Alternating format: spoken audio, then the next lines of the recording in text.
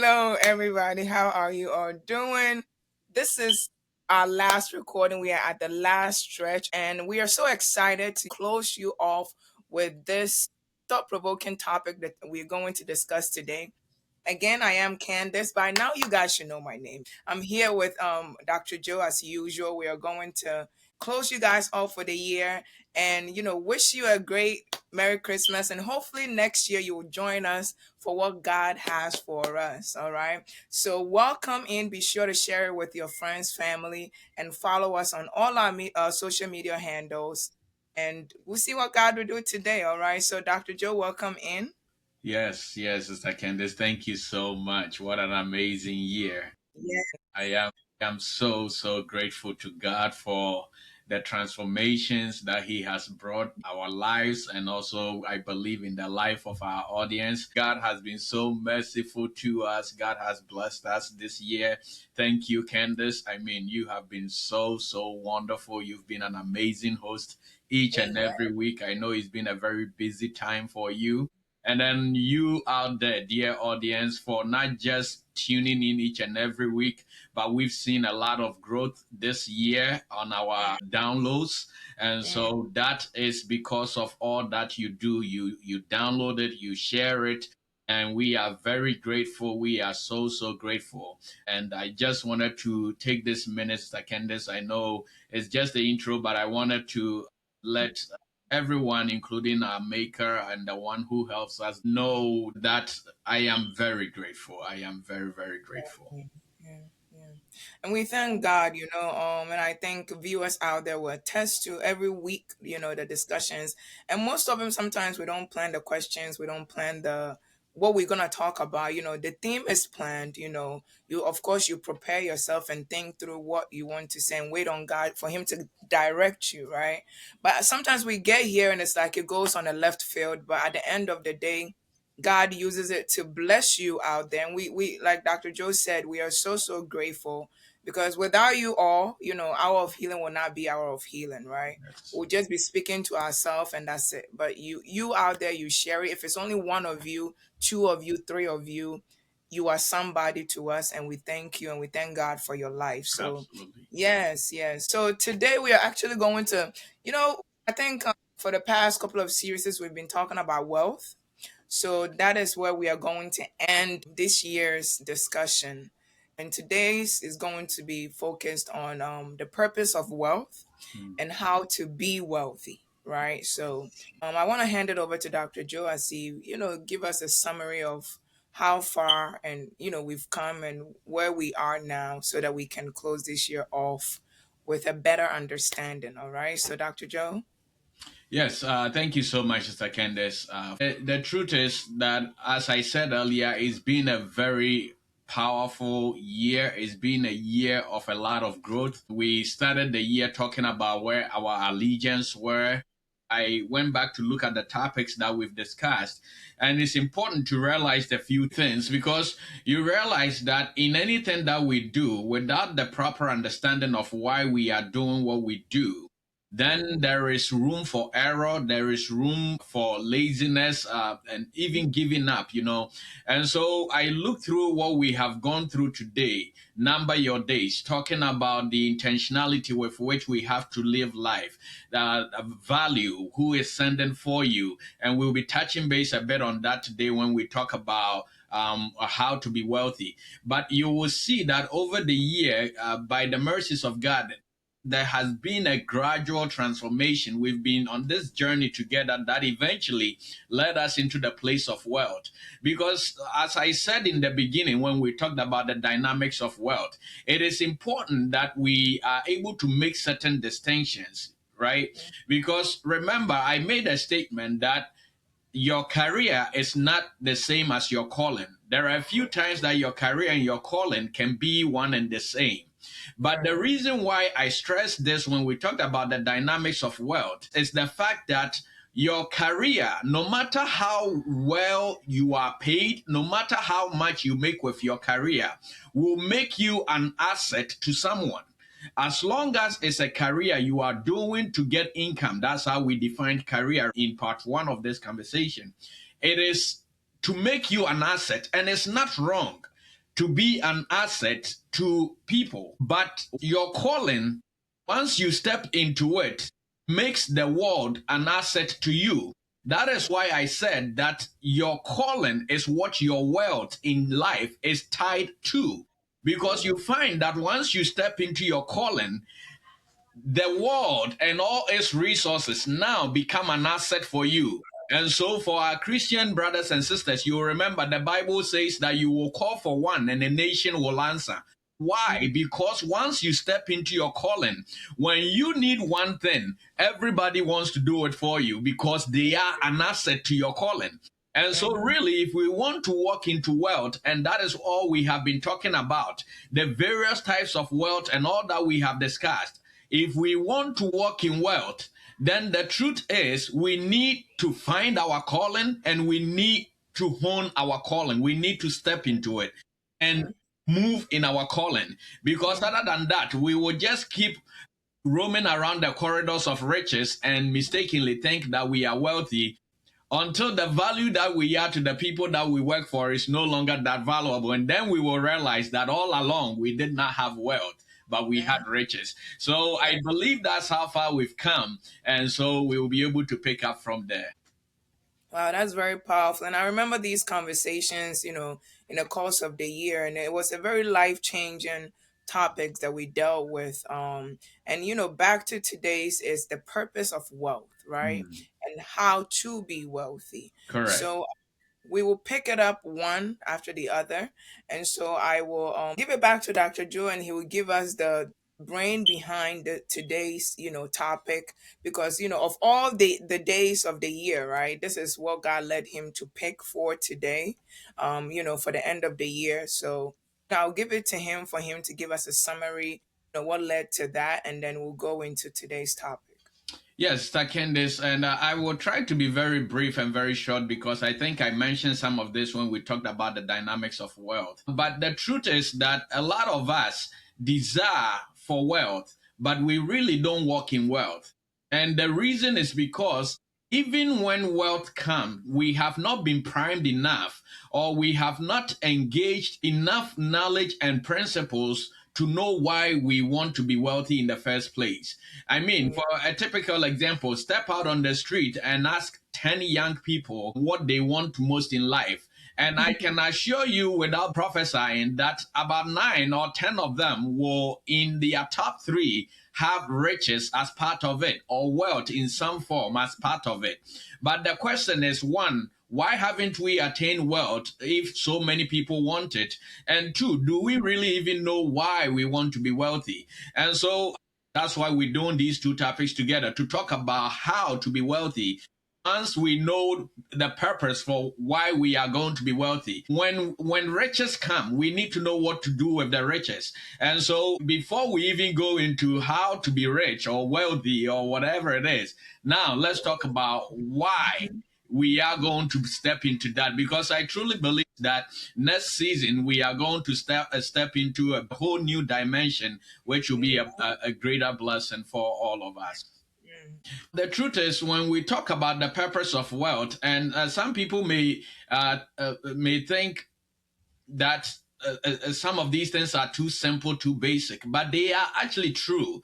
And off cameras, like Candice, I was reading a few passages for you to know that these are not just life foundation. These are not just things for people in the world to do, but these reasons for having wealth is actually very biblical. And the very first thing that I want to share about the purpose of wealth is that wealth is for our enjoyment, that no matter what you do or no matter where you are, once you get wealth, one of the first assignments of wealth to you and the people immediate to you is to enjoy it. I had a mentor once say that he has told his kids never to apologize for being blessed. And I will borrow that phrase or that quote and say it to our audience that you should not have to apologize no matter how wealthy you are, no matter how much you have. You should never have to apologize for being blessed or for being wealthy, because one of the first assignments of wealth when God gives to us is for us to enjoy it. And so there's no need kind of hiding behind anything. There is no need shying away from enjoying the wealth that comes to you. And you being in the Christian circle, you may have one or two things to say. So I'll turn it over to you. Yeah, actually, when you said it's for your enjoyment at first, one of the things that came to is that, it's like a gift. When God gives you a gift, most of the time, the gift has to work for you and for the people around you first Mm, before it works for external people and stuff like that. It's like how God calls us. He calls us to himself first, correct. and then he calls us to other people. So, I was just thinking in a sense of wealth being a gift to us. And of course, it has to serve a purpose in our life first before we can send it out. And it's like saying you are a prophet, but God never spoke to you about yourself or spoke to you about your family members, and you just all you see is people's lives and nothing about you or other people close to you. So that's something that came to me. And speaking about the apology part, I feel like that's a mindset that needs to change because Correct. Correct. why are you enjoying yourself? You're supposed to help the homeless and donate to the charity and things like that. And so I feel like what you're saying is so true, because the people that have stepped outside of the mindset of I don't care, it's my money, I'm gonna enjoy it, you see a sense of freedom and liberty in the wealth that they possess, Correct. right? And that's something that I feel like we should also cultivate in order to walk in wealth. So that's very good. Absolutely. And talking about the gifts, recall when we talked about the dynamics of wealth, and we'll be getting into this in a few minutes. But I said all wealth is received. That Hmm. no matter what level Hmm. of wealth you walk in, whether spiritual wealth, physical wealth, whatever wealth it is that you walk in is received. Now, Yeah. the modalities may be different, and we'll talk about it when we talk about how to be wealthy. But yes, you are absolutely right. All wealth is received. It may not necessarily be a gift, but it still is received. And so we will dive into that. But talking about feeding the homeless and things like that, when wealth comes to us, the second assignment is for us to be able to do good deeds to advance the kingdom of God. And Mm. this is important because tied into wealth is the agenda of God. And so when wealth comes, no matter who you are or what you do, if you don't realize that or recognize that part of your wealth as a businessman, part of your wealth as an entrepreneur, part of your wealth as a politician, if you don't realize that part of that assignment is to advance God's agenda or God's kingdom agenda, then you step to the place where you begin to use the wealth to further Satan's agenda. And Mm. so there is that fine line where some people will say, well, this person is not a Christian. Well, the last time I checked, when the sun shines, it doesn't just isolate Christians and shine upon them. God Yeah. gives wealth to people who love Him and people who hate Him. Because at the end of the day, remember, God has His agenda, and His agenda is the kingdom agenda for everyone and every soul in every place to hear his gospel and have the opportunity to accept Jesus. He will not come until this statement becomes factual. And I mean, sometimes our Christian brothers will cringe when we say that, but the truth is, that is what God Himself has said, that until every single soul has an opportunity to hear about Christ, He is not Mm. coming. Because if he comes now and some people haven't had the opportunity to hear about the gospel, what is the grounds for a The just judgment. God to judge them? Hmm. He has no grounds. So this is very important that you realize no matter what you are doing to get the wealth that you have received, that part of that wealth assignment is to advance the kingdom agenda. And before I let you chip in, I want to talk about the next assignment because most of the time we confuse these two. And the next assignment of wealth or the next purpose for wealth in our life is for acts of generosity and sharing. And that is where feeding the homeless and all these other good deeds that we see comes in. Truly, when we talk about good deeds, it's all about the kingdom of God. When we Mm-hmm. talk about generosity, then it is about our environment. It is about creation. It is about the world. And so we need to realize that. But because we haven't been able to split these two things apart and Mm-hmm. realize that they are different. We Mm-hmm. think that in doing the acts of generosity and sharing and being benevolent, we are Mm-hmm. actually doing good deeds. No, we are not. Because in doing good deeds, it is centered on advancing God's agenda. So I hope that actually clarifies it. And that is the third assignment of wealth. I'll turn it over to you, Sister Candice, and then I'll share one or two more before we go to our next question.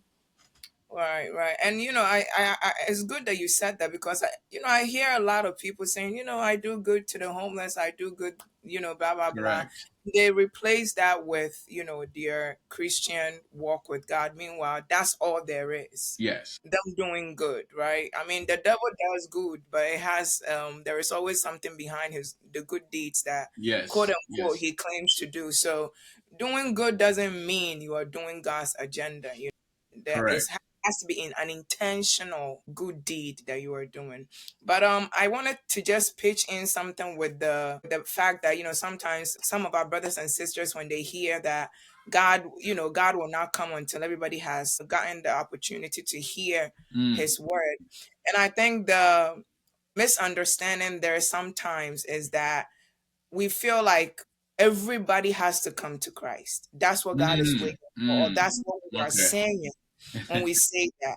It's just hearing, giving them a chance to choose. This Yes. is the Yes. life I choose with Christ, or I don't, I want to turn away from Him. So, Absolutely. when you say that, I think sometimes people react because they think you are saying that God is waiting for the whole world to receive Him as your Mm. Lord and Mm. Savior first before He comes. But no, Mm. just to get the gospel out there. That's why we have Absolutely. missionaries and people who are doing God's work in that essence. Not necessarily for you to take it, but You we got to have to hear tell it. you, You got to hear like our feeling. You listen to some things and we pitch things in there. We're it. not forcing it down your throat, but we are doing God's agenda is to Correct. give you the opportunity to hear it. So yeah. Absolutely. Well, thank you so much for clarifying that. I truly think that is important that our audience get that. And so, am I good to move us right along? Yes, yes, Yeah. yes. For the sake of time, I'll probably just give one more, and then I will use the rest as a summary for this question. So, the other purpose of wealth that I want to talk about is that wealth is a means for us to be able to store up more treasures in heaven. Mm, Wealth is a means for us to be able to store more treasures in heaven. I know, Sister Candace, that I've said it on the platform before and we laugh about it, but it's actually true that heaven will be fun for everyone who goes there, but it will not be the same. That the mhm. rewards in heaven is not the same for everyone. Don't let anyone kid you. No, there are people who will be living in mansions and there are people who will be living in huts in heaven. Yes, you want to be in heaven no matter what, but don't for a second think that without saving a single soul, you are going to have the same rewards as Peter or Paul or those fathers of faith who have labored with their life, those martyrs who are now saints. No, no, no, no, no, no. It's not going to be the same for everyone, but it will be fun for everyone. So we want to all get there, right? Yeah, but I really wanted to clarify that because when we have wealth, wealth in essence is a test from God. That is a test of trust, it's a test of stewardship, it's a test of our heart condition towards God, and it's a test of our heart condition towards men. Wealth is a test of our appetite. Remember when we talked about check your appetite? One of the surest way to find out what appetite is really motivating you in this life is to become wealthy. There are Mm. people who will criticize rich people. Until they get there themselves. Exactly. You know, it's sad When you are criticizing people with your $100,000, wait till you make $1 million and then criticize the people making 500 for not doing what they're supposed to do. Wealth is one of those things that truly, when it is not with you, you think you can do so much with it until you actually receive it and you realize that you sometimes you were better off when you had not You received. didn't have enough. And so, for the sake of time, Candace, I want to wrap up the purpose of wealth here so we can talk about how How to to be wealthy. But again, I really want our audience to understand this. You know, when you read Proverbs chapter 11, verse 4, he says that riches does not profit in the day of distraction, but righteousness will deliver you from death. And I bring that passage up because it really sums up what the purpose of wealth is. That mm, wealth is an opportunity for you to pass the test of stewardship, the test of trust. And when we pass that test, that is when righteousness is gifted to us. And so our Christian audience will now begin to recognize this in the life of Abraham. When Abraham did not have the promised child, he was fine. He was good mm, with Ishmael. But mm, when Isaac came, look at Isaac as the wealth of Abraham. All his life, in his investment, his efforts was going to be passed down to this one child. It mm, doesn't matter that he had another child elsewhere. No, he was determined because he knew that Isaac was the promised child. But mm, what happened when God demanded of his wealth and he passed the test? Now the Bible says Abraham believed God and it was credited to him as righteousness. So wealth really is a test for us to mm, gain this credit, for us to receive this credit of righteousness. And before you theologians out there come and attack me, we're not talking about the imputed righteousness of Christ through the sacrifice of his blood. No, we are talking about righteousness as a gift that also can be earned through wealth. Not all gifts are free, and in this kingdom, a lot of things are merited. free. And I'll end it the next season when you come in. We'll talk about how to merit favor.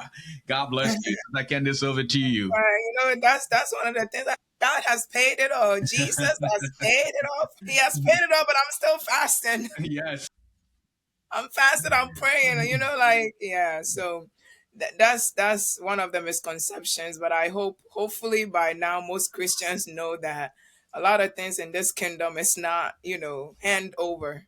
No. So yes, and next year, by God's grace, we know we are going on a higher heights. All right. So, like Dr. Joe said, if you want more clarity about certain things, meet us in next year by the grace of God. So, because of time, we are going to jump right into how to be wealthy. Okay. So this could be steps. This could be an action. Something you have to take initiative on. So let's get right into it, Dr. Joe. Mm. How do we become wealthy? Yes, Sister Candace, I believe this has been the present question on everybody's mind. We've talked about the ability for wealth to change us. We've talked about the fact that wealth is received, but how do I get it? If you are anything like me, sometimes I can be very impatient. I want I want the steps one, two, three, and then boom, I'm And gone, that's right? But it's important that we lay the foundations that we've laid before we get to this point. And I will do my very best to be brief. I know I have a lot of information in front of me, but we will try to be as brief as possible in talking about this. Sister Candace, whenever we talk about how to be wealthy, it. one of the things that audience we need you to understand is that no matter which way you slice it, wealth is received, like we have talked about. And so once you have this understanding, then you begin to right away start looking at how you can receive wealth rather than how you can get wealth. Because when we talk about how to be wealthy, we are really talking about number of principles which we may not be able to talk about them all, but there are set finite amount of principles that each and every one can engage in order to walk into wealth. And so, one of the very first ways that we become wealthy is by becoming solutions to problems. Mm, mm, Becoming solutions to problems. Why? Because wealth is a reward. Remember, we receive wealth. And so, for you to receive a reward, you must solve a problem. And mm, this is the mystery behind why certain careers we say they have job security. Why? Because we realize that the problems that they solve will always be there. And mm, so, until there is problem, they are not of value. But once there is a problem, they become very valuable. One of the first and foremost ways you begin to receive wealth is becoming someone of value. Because until there is a problem, Sister Candice, nobody has need for you. And if nobody has need for you, why would they give to you? mm, mm. So that's one of the first hows to become wealthy. You have to become Oh, a oh. solution to a problem. Mhm, I will move us right along, Sister Candice, that the second way that we can become wealthy is by engaging knowledge. By engaging knowledge. And there are various forms of knowledge, but the truth is, without financial knowledge, how do you expect to become financially wealthy? mm, What are some of the financial knowledge that we talk about? We talk about knowledge like investments. You realize that the only way money grows is through investments. mhm, And so, no matter how much you get, if your goal is to be financially wealthy and you take that money and you dig a hole and put that gold or silver there, it will not grow. It's not a tree. The only mm, way your money will grow is for you to invest it. If you don't invest it, then you have to gain knowledge in the area of saving. Saving is a form of accumulation. And mm, so it's small plus small plus small plus small plus small, which becomes big. These are all a body of knowledge that helps one becomes wealthy. If you don't engage these principles, then you are really kidding yourself when you talk about becoming wealthy. And the last thing I will talk about knowledge is from the standpoint of wealth management, right? mm, That you need wealth management to be able to know that if you have high credit card bills, you pay off those first, and then you start tackling your little debt or your low interest debt. These are all a body of knowledge, and so mm, it's a principle that ought to be engaged. If you don't engage these principles, then you will continue to be in lack. Sister mm, Candace, last week I said that I will help our audience realize that the difference between the rich and the poor is not money. Why mm, did I make that statement? Because once you have studied wealth, you realize that the difference between the rich and the poor is not necessarily money, but rather mindset. It is the mm, mindset that helps the rich be more responsible towards their finances, mm, whereas the poor is busy spending what they can invest. The rich is taking responsibility for the little that they have and investing them. And so you realize that when you give a rich person and a poor person the same amount, because of that transformation in mind, the rich is able to be more responsible and they will still come out making more than the poor. That mm. is why I said that the difference is really not money. It's more of a matter of mindset. Dr. Joe is throwing jabs at us, throwing shades. And so knowledge will help you realize in this transformation of mind that we are talking about that instant gratification does not yield long-term results. The rich Mm, knows that. Why? mm, Because their mindset is transformed. The mm, poor doesn't. And so whatever we gain today, we want to spend it today so that we feel good. You cannot become wealthy that way. mm, This is not an issue of luck.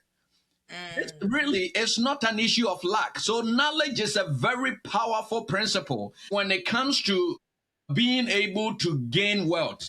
Wealth.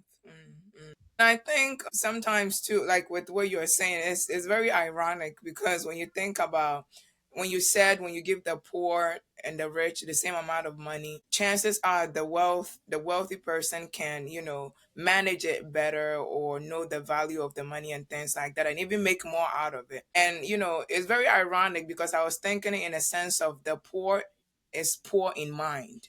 Mm, Mentally they mm, are poor mm. as well. So and Wow. it's good you said it's not just about the physical money. It's not the Correct. difference is not about money. It's about the wealth in mind, Yes. right? It's the wealth they have attained up here. So the poor is only poor by the poverty in their mind. And the Correct. wealthy is only rich by the wealth in their mind. So So that's something true. that I So just true. wanted to, point out that if you want to, like we're saying, engage in knowledge, learn to be wealthy up here. Don't chase money alone, right? It's not all about chasing Yes. the money.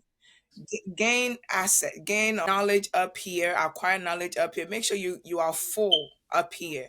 And Mm. that will transpire into you could get $10 and you see the wealth that can come out of that because you're already wealthy mentally. So yeah. Correct, correct. And thank you so much, Takendis. That was very, very powerful. Very, very powerful. And I want to maybe share one or two more things, and then we'll be able to really wrap up today because it's the last section. And so even if it goes an hour, it's fine, but we will try not to. All right. Power of healing. But second is, you will realize that I did mention spiritual laws for wealth, right? And you will realize that being valuable or productive is not going to bring about your spiritual wealth or your emotional wealth. So, how do you get those types of wealth? Well, they are laws that ought to be engaged. And some of these laws, I'll just really hit a few of them. When it comes to the kingdom, we talk about spiritual laws of absolute surrender. One of the ways for you to gain, or the only way to gain spiritual wealth, is through absolute surrender. If Mm, you don't surrender to Jesus, you cannot have spiritual wealth. If mm, you do not surrender your ego, your pride, your good deeds, and your bad deeds, you cannot get spiritual wealth, no matter how much you try. And mm, I'm sorry, this might sound harsh, but that is just the reality. What about principles like favor and wisdom? We talked about who is wisdom a few months ago, and we mm, saw that wisdom can make you wealthy.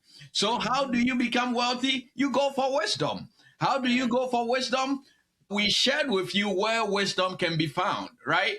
And right. so, what are some of the other spiritual laws or principles? The principle of blessing. Mhm, Blessing attracts help. Blessing attracts opportunities. Blessings attract people. And mm, so I know we are trying to crunch a lot in here, and I may not be able to explain all these. But really, when we talk about Bible based blessing, blessings are like a magnet that mm, attracts wealth right, to us. And right, so you can walk in certain dimensions of blessings and you begin to attract all this wealth. What did Isaac do in the Bible for him to have the level of wealth that he had and even the standing that he had with God? What mm, did Solomon do for him to be able to receive a blank check from God? All mhm. he had to do was to build a house that was planned. The plan was drawn, the resources were provided, Measurement, the everything land was was given. ready, the workers were ready, every single thing was ready. All he had to do is to walk in the blessing of his father and construct the building. And once the building was completed, guess what? He received a blank check from God. And so don't underestimate the value of wisdom or favor or blessings when we talk about laws Right. or principles that bring wealth onto Mm, us. mm. And speaking about principles too, I know that a lot in the Christian kingdom of course, a lot of preachers talk about tithing and giving, right? Mm, And speaking of wisdom, it comes off as is the wise thing to do to mm. attain wealth. So, what do you say on that in terms of, with how to get wealth? Yes, Sister Candice, thank you so much. And I purposely left those out because time will not allow me to even do justice to these things. But Mhm. the truth is, giving and tithing are also part of these spiritual principles. And I will Mhm. share a few things with our audience just because you bring that question up, and then we will wrap up for today. Wrap it up. But when we talk about giving, giving is really a kingdom investment. Mm. And so when you read the Bible, it talks about seed time and harvest time. Biblically speaking, giving is a grace that God gives people to be able to plant their seeds so they can reap more. Remember, we've already established the fact that all wealth is received. And wealth, one of the assignments of it is to test our stewardship. How do we know we are good stewards if we cannot give out of what we are looking over? And we talked about wealth being a test, right? And one of those test dimensions is our stewardship. And so, Mhm. with all that we have received in wealth, giving us that means where we are tested about our ability, the condition of our heart to be able to give back, realizing or recognizing that it was not ours in the first place. Mm. So that is really where that principle comes in. That if you are able to give freely, realizing or recognizing that it wasn't yours in the first place, then God gives more because he can trust you. It's really an issue of trust. The Now, when principle. we talk about tithing is a little bit different from giving. Mm. Because in Titan, it's not really about what you are steward over, but Mm. Titan has to do with what is God's portion in what I have right now. Mm. And so, one of the things that I think there is a book that I co wrote with a friend of mine. It's still not published, actually, but I talk about the principle of Titan in there. And I use the Garden of Eden as an example that when God had told man and woman to eat of all the trees, but one tree, that tree became the Lord's portion. That you can touch everything else except this one. This is my portion. So, in eating of the fruit of the knowledge of good and evil, it wasn't just an issue of disobedience to God. Yes, that is the main thing that happened. But the reason why they were kicked out, in part, was also because they laid hand on God's portion, that Mm. everything here is yours, but this percentage, whether 1% of it or 10% biblically, is mine. Don't touch it. So tithing is really not about money. That is why in the past, in the olden days, our grandparents will come to church not with money, even though they will trade and have money, but they will come with actual food products, food items, Mm. Mm. because growing up, second is our grandma, you remember, will say that this plantain tree is for our annual harvest. And no matter what plantain that we cut off their trees, we will leave that one alone. Why? Because that is the Lord's portion. That is her tithe. And so Mhm. at the end of the year or whatever time it was that they present these things to the church, when we take it down and we are taking it to God, she is doing it wholeheartedly, not because of the monetary value of what she is bringing, but rather the fact that it is the Lord's portion and she is taking it to Him. And Mhm. that's why I say Titan is really different from giving. And I pray that we will be able to have the opportunity to talk about giving next year and where we have to even give to or the places Right. and things like that. But for the sake of time, I hope this really clarifies why sometimes preachers talk about these things. And yes, it is actually biblical and it's actually true. It works. Right. And I was just thinking, I think this one we can really quickly pitch it in, because someone can just be giving because everybody is giving. Mm. And would that work for that person? Would they get the blessings back and things like that? Or it has to be done out of faith that I will get something back. Like, how does that dynamic work?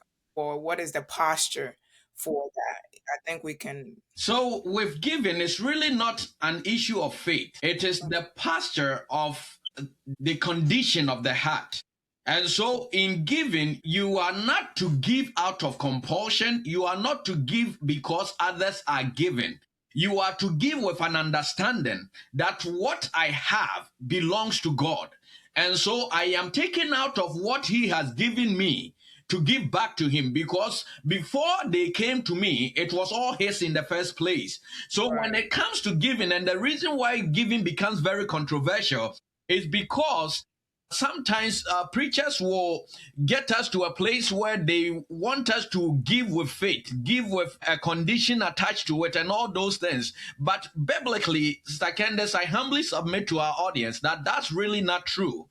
And when you read the book of Corinthians, when Paul talked about the grace for giving, he talked about the fact that they gave with understanding, not Right. with faith, but with understanding. It's the understanding that actually makes the Right. grace work. Because if it is grace and I am walking in it, then why do I still need faith for it? Right. We don't give to receive. We give because we have already received.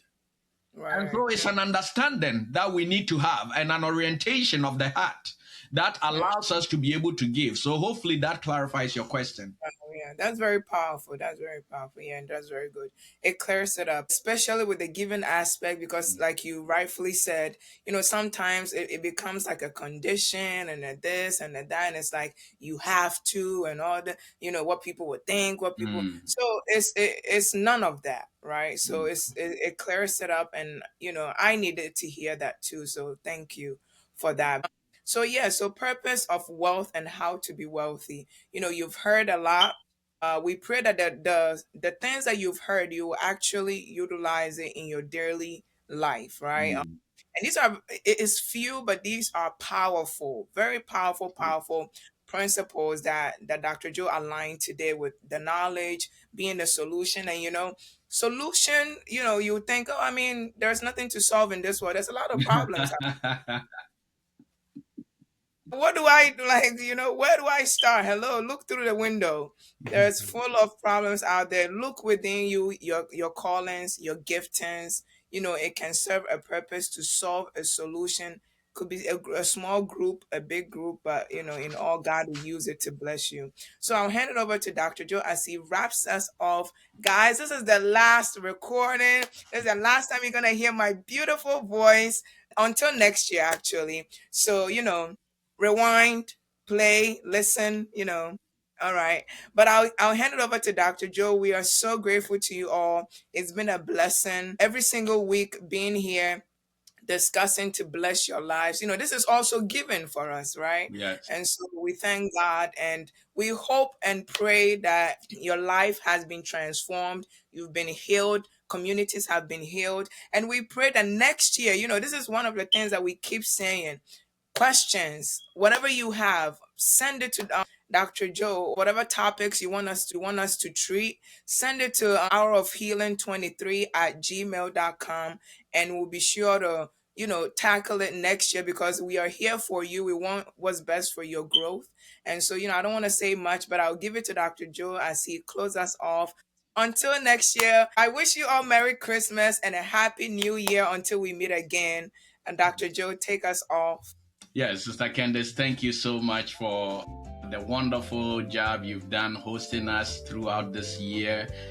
It's been a very powerful year, and I want to really summarize our discussion today with something that one of my spiritual mentors said, and it has become something that my wife and I talk about. I think we've shared on this podcast before, and that is the fact that all blessings comes from God through men to men.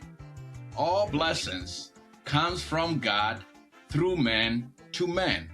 But before we can understand this truth, we have to realize that all blessings come from God and they belong to God. They belong to Him. From Him comes all things, and to Him are all things.